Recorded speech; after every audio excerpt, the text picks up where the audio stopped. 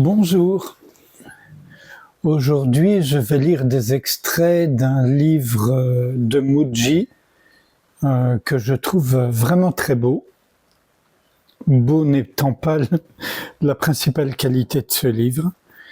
Mooji, avant je suis, la reconnaissance directe de la vérité aux éditions Almora. Donc d'abord une citation du grand Ramana Maharshi. Dieu illumine le mental et brille en lui. On ne peut pas connaître Dieu au moyen du mental. On ne peut que tourner le mental vers l'intérieur et se fondre en Dieu.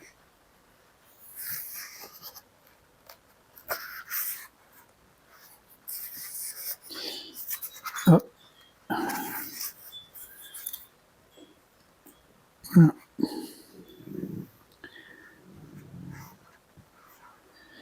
Là, il répond à quelqu'un qui lui demande « Comment écoutes-tu l'être » Mooji, même écouter l'être est de trop. Sois seulement, sois l'être. Tu es déjà cela. Si tu penses « je dois écouter l'être », tu crées une sorte de division, une séparation, et il en résulte la tâche de réunir une chose avec une autre. C'est la naissance de la dualité. Instantanément, un moi est créé qui doit écouter le soi. C'est un piège très subtil et la plupart y tombent. Qui est-ce qui écoutera l'être ? Tu es l'être.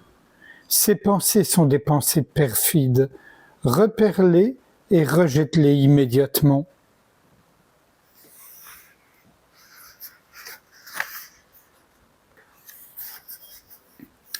Là, après qu'il ait exposé avec clarté sa façon de voir, en réponse à une question, quelqu'un lui dit « D'une certaine façon, je sais de quoi tu parles, Mooji, je pratique la méditation vipassana et je sais que l'agitation du mental diminue quand j'en fais. Et je connais plusieurs exercices de pranayama qui, et la Mooji l'interrompt, tu penses connaître tant de choses, mais que connais-tu réellement ? Tu as vécu dans l'idée que tu dois développer des compétences pour gérer la vie et la contrôler, ou du moins pour y naviguer en sécurité. Mais de ton propre soi, tu restes inconscient. Lui, pour l'instant, tu ne le connais pas. Ne peux-tu simplement t'abandonner dans l'espace de « je ne sais pas » ? Dans l'espace du « je suis », sans céder à la tentation de définir ce qu'est ce « je suis », peux-tu pour le moment garder l'attention seulement dans ce sentiment de la présence « je », sans le relier à aucun autre concept ou aucune autre sensation ? Peux-tu simplement reposer dans le sentiment naturel d'être, au-delà de toute séparation ? Ne cherche aucune expérience spéciale, aucun bénéfice. Ne sois pas non plus dans l'attente, ni dans l'anticipation. Reconnais ce sentiment unique d'être, tout naturellement. Aucune autre pratique n'est nécessaire si tu poursuis la recherche avec détermination, confiance et dévotion.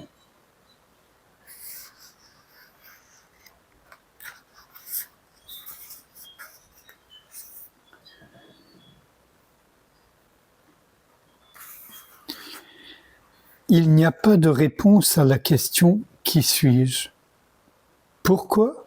Parce que c'est une question subjective.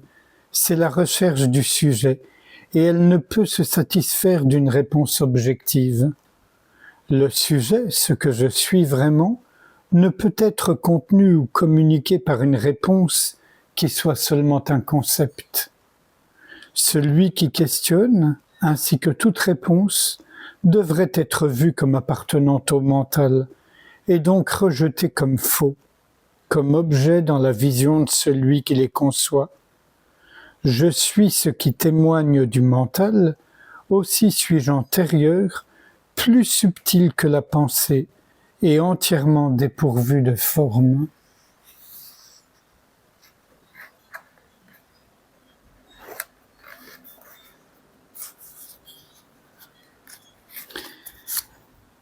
Et là, quelqu'un veut savoir ce qu'il faut faire.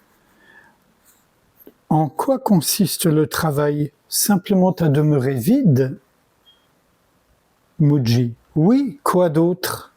Ou mieux encore, à reposer dans le vide en tant que vide. En fait, plus la joie augmente, plus le travail diminue. Ce soi-disant travail ou pratique deviendra de plus en plus spontané, sans nulle impression qu'il y a quelqu'un qui l'accomplit. Cela se produira de soi-même et veillera à tout ce qui te concerne. Ainsi, lorsque la compréhension est là, le sentiment d'être une personne, d'avoir une personnalité particulière et des préférences n'a nul besoin d'être vécu comme préjudiciable. C'est simplement le fonctionnement de la manifestation dans le rôle d'une personne. Ce jeu surgit dans la conscience et il est perçu à partir de nulle part, ou si tu préfères, à partir de partout, c'est la même chose. N'y colle aucune étiquette. Et un tout dernier passage.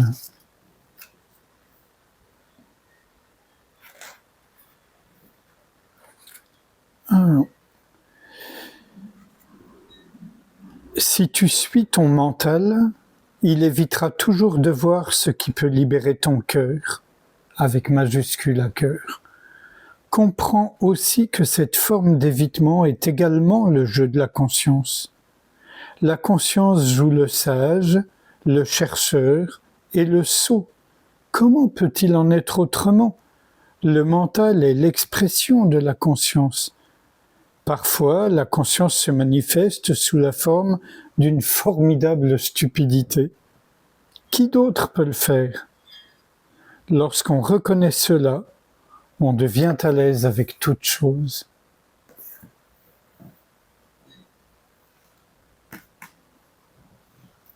Sans réfléchir à ce qui vient d'être lu, je vous invite à passer un moment en silence avec moi, ne rien faire, juste être.